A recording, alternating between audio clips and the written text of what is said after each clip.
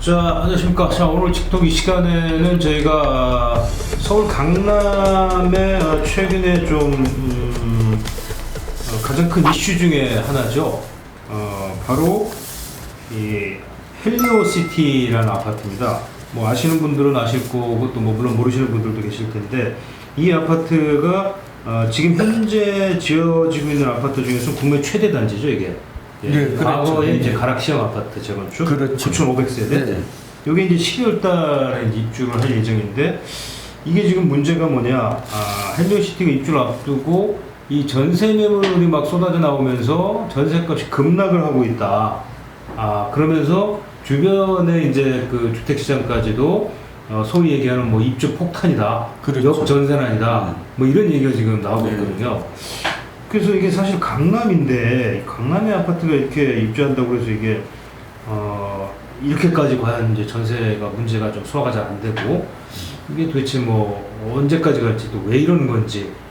그렇죠. 네, 저희가 한번 이런 걸 좀 오늘 좀 한번 짚어봤어야 네, 되겠습니다. 또 실소유자 입장에서는 네. 보유자도 그렇고 또 관심 있는 사람도 많은데 과연 어떻게 하는 그렇죠. 전략이 예. 바람직한지. 우선 헬리오시티의 해남을 한번 짚어보죠. 말씀하신 대로 이제 9,500가구가 넘는 뭐 최대 단일 단지라고 하는데요.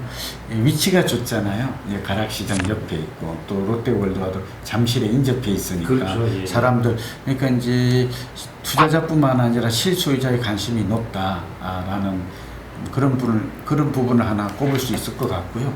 두 번째는 이는 마치 10년 전에 우리가 참 엘스라든지 리센트 잠실에 한 15,000가구가 입주했을 때 그때 상황이 이제 좀 데자비가 생각이 나죠. 이제 이런 거. 근데 최근 들어서 부동산 가격이 꺾이니까 헬리오시티도 이를 피해가기는 좀 어려워요. 이 분양권 가격은 한 5억 정도, 우리가 이제 85제곱미터 같은 경우 그렇게 프리미엄이 붙었다고나 하나, 특히 전세 가격 같은 경우에는 그 얼마 전까지만 해도 이게 84제곱미터 같은 경우 최대 한 8억 5천 이렇게 전세 매물이 나왔어. 그러니까 선매물이죠. 입주가 올해 그렇죠. 아직은 많이 남았으니까. 그렇죠. 예. 그런데 지금 벌써 한 2억 정도 전세 가격이 떨어졌다. 6억 5천 이런 얘기가 나오고 있어요. 좀 이게 뭐 심상치 않죠. 그렇게 볼 수 있고요. 우선 헬리오시티가 이제 실수요자, 저도 이게 가봤는데 인기가 있는 이유가 있죠. 이제 대단지에다가 편의시설, 또 역세권이고 잠실 인근이고 이런 장점이 있음에도 불구하고 앞으로 이 투자에 상당히 좀 신중해야 되겠다 하는 말씀을 좀 드리고요. 이게 이제 헬리오시티만의 영향으로 끝나는 게 아니라 강남 사구에 직접적 영향을 주고 있어요.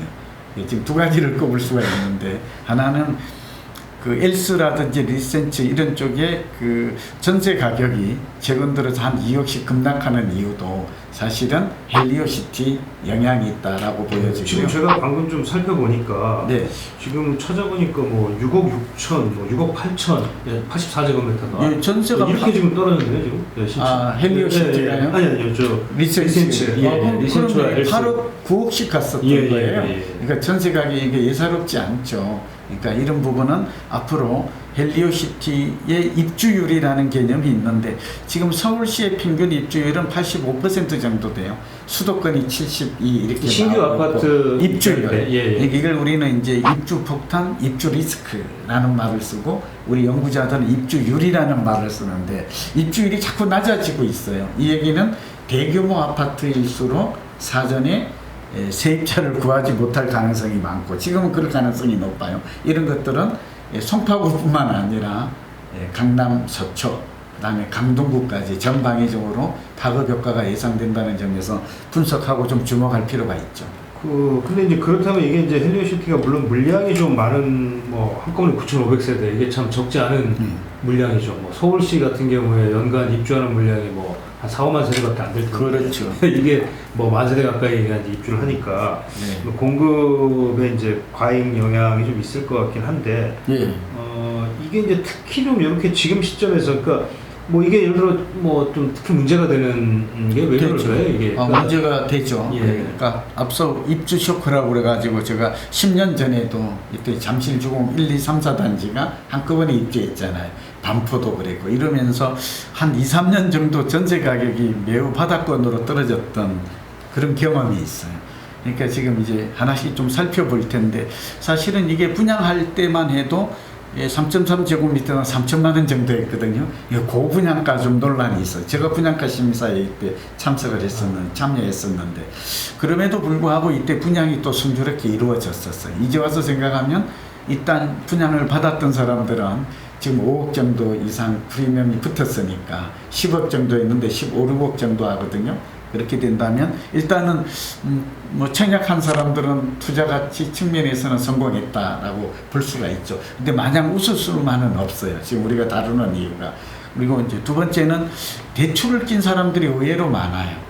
그러니까 지금 중도금 대출 받은 사람이 많은데 이게 이제 입주까지 순조롭게 이루어지지 않으면, 그러니까 세입자가 확보가 잘 안 된다든지 아니면 전세 가격이 지금보다도 더 내려가게 된다면 아마도 뭐 역전세난도 좀 우려가 되죠. 저는 그럴 가능성이 꽤 있다고 봐요. 이 충격은 한 2, 3년 이상 갈 것 같아요.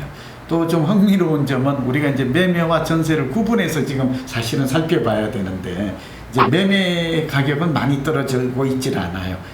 전세 가격은 한 2억 정도 고점 대비 떨어진 반면에 매매 가격은 한 5천만 원 약간 지금 떨어진 가격인데 이 두 가지 결론입니다. 결국은 전세가 계속 떨어지면 지금 시장 분위기도 그렇고 또 이 특히 헬리오시티 같은 경우에는 매매 가격도 동반해서 추가 하락 가능성이 충분히 존재한다라는 점을 좀 꼽을 수 있고요. 두 번째는 결국 이제 금리가 올라가게 되면 이 금리 부담을 이기지 못한 이런 사람들이 매물을 내놓을 가능성이 많아요.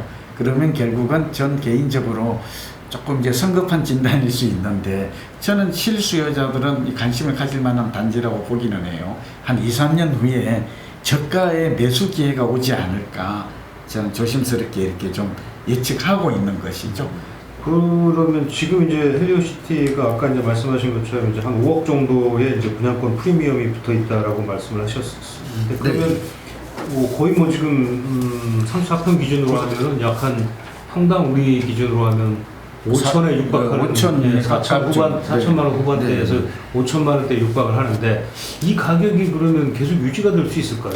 네, 조금 긍정과 부정적 측면이 있는데요. 예. 헬리오시티의 우선 이제 매매 가격, 투자 가치 측면만 높으면 하나는 이제 강남의 이제 송파죠. 요즘 이제 거기에 대단지라는 점 이런 것들은 그리고 새 아파트라는 점은 상당히 매력적으로 보여져요. 예컨대 가격만 놓고 비교하면 이게 앞서 84제곱미터가 한 15억에서 16억 정도 이렇게 이제 층향에 따라 좀 차이가 있다고 그랬잖아요. 그런데 리센츠라든지 이런 것들을 보면 S를 보면 한 17억에서 8억 정도 갑니다. 그러니까 동일 평형을 보면 얘는 하나는 이제 10년 정도 입주가 이루어진 거거든요. 가격 격차가 한 2, 3억 나요. 한 15%가량 이제 평균치를 보면 나는 것 같아요. 이 가격은 적정한 걸로 보여져요. 그러나 10년 후에 다시 우리가 이제 시간을 좀 건너뛰어서 생각을 해보면 리센츠나 엘스는 트리지움 같은 경우에는 10년 후가 되면 20년 된 아파트가 돼요. 중고 아파트로 변한단 말이죠. 그리고 이 헬리오시티 같은 경우에는 또 새 아파트로서 대접을 받을 가능성이 많아요. 이렇게 되면 주거의 선호도라든지 뭐 삶의 질 이런 만족도가 좀 달라져서 그렇게 생각한다면 이제 그 헬리오시티의 이제 운명은 저는 당분간은 부동산 경기 전반이 좀 꺾인다면 이 흐름은 피해가기 어려울 것 같고 지금 이 고점 이미 찍은 것 같아요.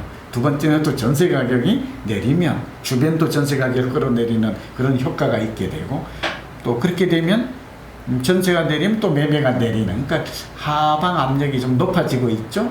네. 그래서 그러나 이제 한 3, 4년 후가 되면 이제 입주를 다 하고 이제 시장 추가 공급은 강남에 많지는 않아요. 그때쯤 되면 다시 전세 가격이 제자리를 돌아갈 것이고 부동산 경기도 한 3, 4년 문재인 정부의 이제 인가 이렇게 말기가 되면 지금 뭐 여러 가지 규제 때문에 그렇지만 다시 오를 가능성은 있죠. 그러니까 좀 정리하면 지금 보유하고 한 1주택인 경우에는 조금 내리더라도 저는 그냥 보유하라. 장기적인 투자 가치, 미래 가치는 있다 이렇게 보여지고요. 그러나 지금 살려고 하는 사람들은 지금 사는 것은 보다는 한 2년 정도 전세 거주하고 추가 전세가 좀 내릴 수도 있는 것이고, 그러고 나서 매매 가격이 상당히 이제 어느 정도 내리고 제자리를 찾은 이후에 그때 전세에서 매매로 좀 전환하는 게 어떨까. 그리고 자금력이 좀 부족한 사람들은 전세 가격이 좀 매우 낮다고 해서 섣불리 장기적 측면에서 전세로 이사 오는 이런 것들은 좀 주의가 필요하다, 이렇게 좀 정리할 수 있습니다.